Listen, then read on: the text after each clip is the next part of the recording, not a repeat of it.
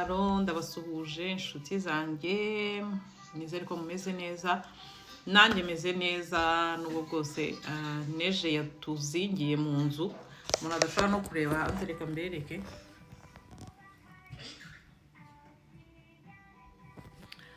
murabona ko n'imihanda itagaragara. So uyu munsi rero mbazaniye topic igira iti gukubita abana mw'abantu ntago ari umushinga wubaka, ntago ari byiza gukubita abana. Murabizi ko no mu Rwanda ubu ngubu byakuweho gukubita abana cyane cyane mu mashuri.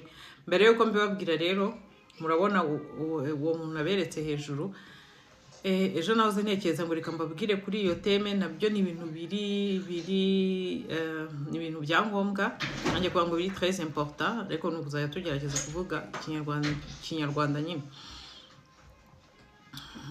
Ni ibintu bya ngombwa cyane mu buzima bwacu, ukuntu abana bacu tubafata, ukuntu abana bacu nyine tubana nabo. Ubwo rero ejo mugende kubitekereza mbonye uwo mugabo ku yandi marezo sosiyo, ntabwo nyababwiye, ntabwo nshaka kumushakira followers kuko ibintu yakoze ntabwo ari byiza.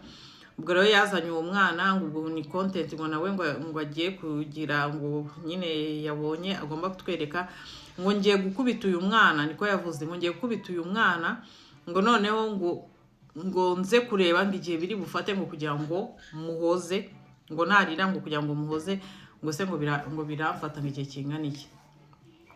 Ubwo nangiye kureba gutya mbibonye ndibaza ngo, ariko nabanje kureba amakomantere, arigiye mbanza kureba amakomantere ngo ndebe ibyo ari byo. Mbona abantu bose bamututse, bari kumwita imbwa, bari kumwita iki.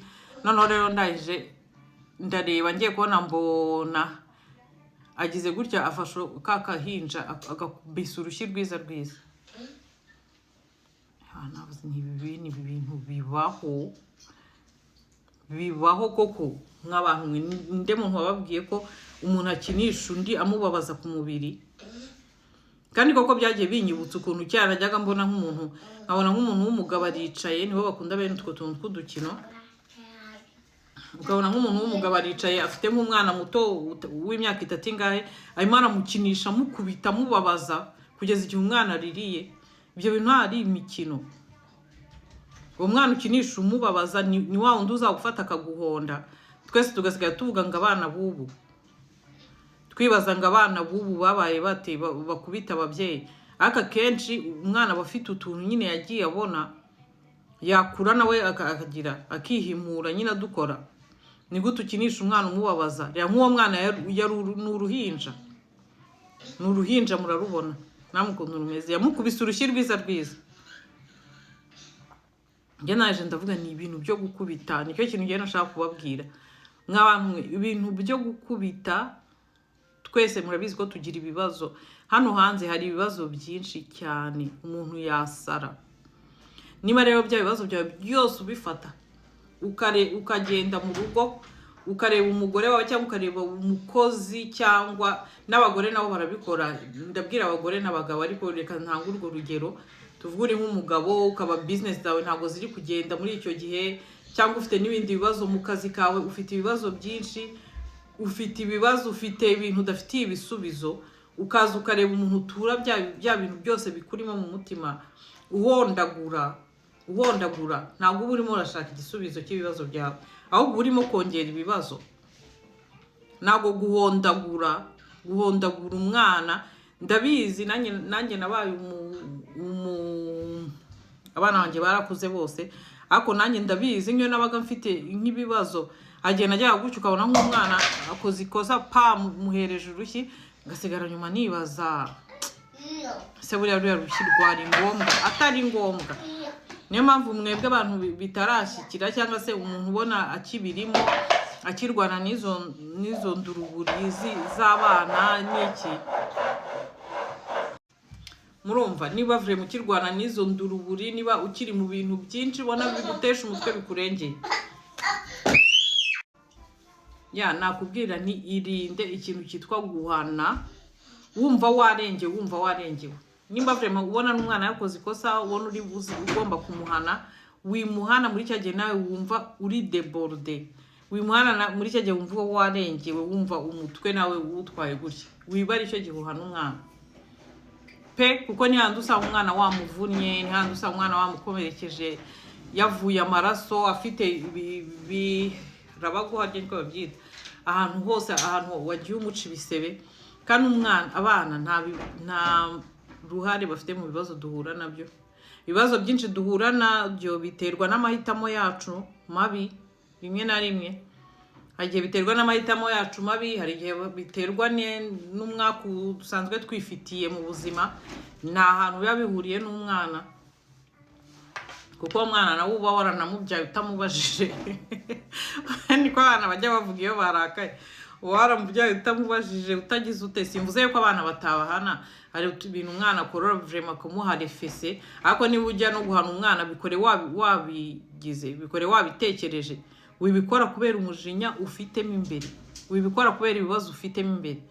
Wishaka umuntu uturaho ibibazo byawe, kuvuga ngo yenda araka business nari nakoze kahombye, ugataha mu rugo uca ibiti n'amabuye ukubita ubonye wese. Eske biri bumara iki? Biri bukumarira iki koko? Ko Satani nawe agira imbaraga akoresha mu bintu nyine by'amafuti nk'ibyo. Biri bukumarira iki?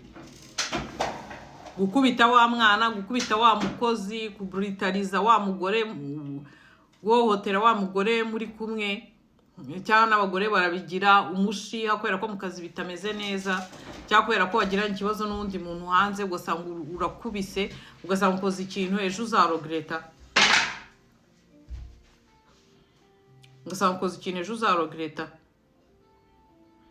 Sinzi ikintu nababwira ko icyo ni ikintu kiba mu muntu.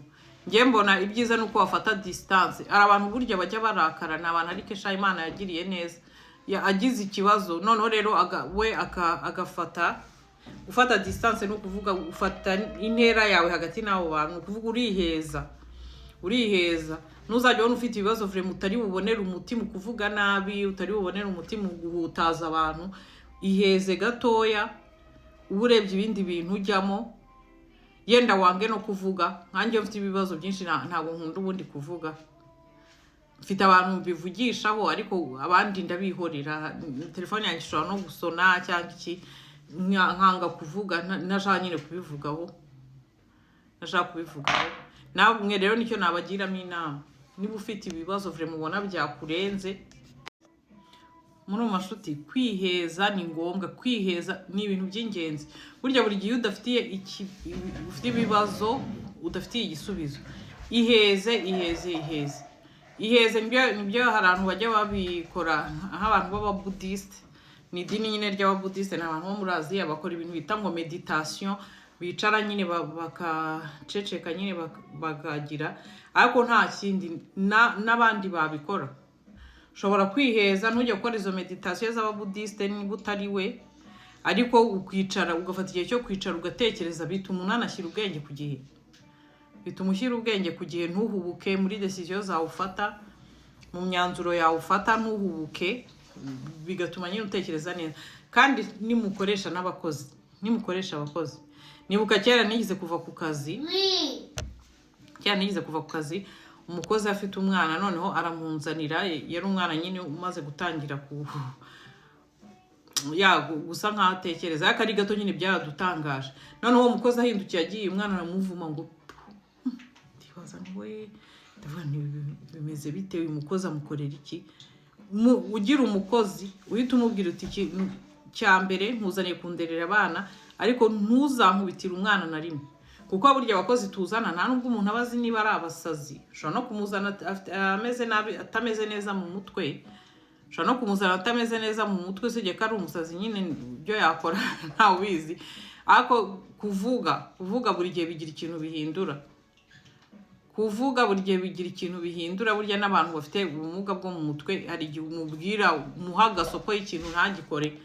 Umuha agasopo ati ntuzankubitire abana. Ko ashobora kuba avuye ahantu nawe bamukubitaga atarigize ababarirwa, atarigize agira ate, ukabona kumugarije umwana da. Sawa rero ndabakunda, mureke twubaka ubuzima rwose butuje, bufitiye n'abandi akamaro, kuko twese tumeze neza, dutuje, dutekanye, na ya paradis sur la terre bajya bavuga yazagerwa. Ndabakunda kandi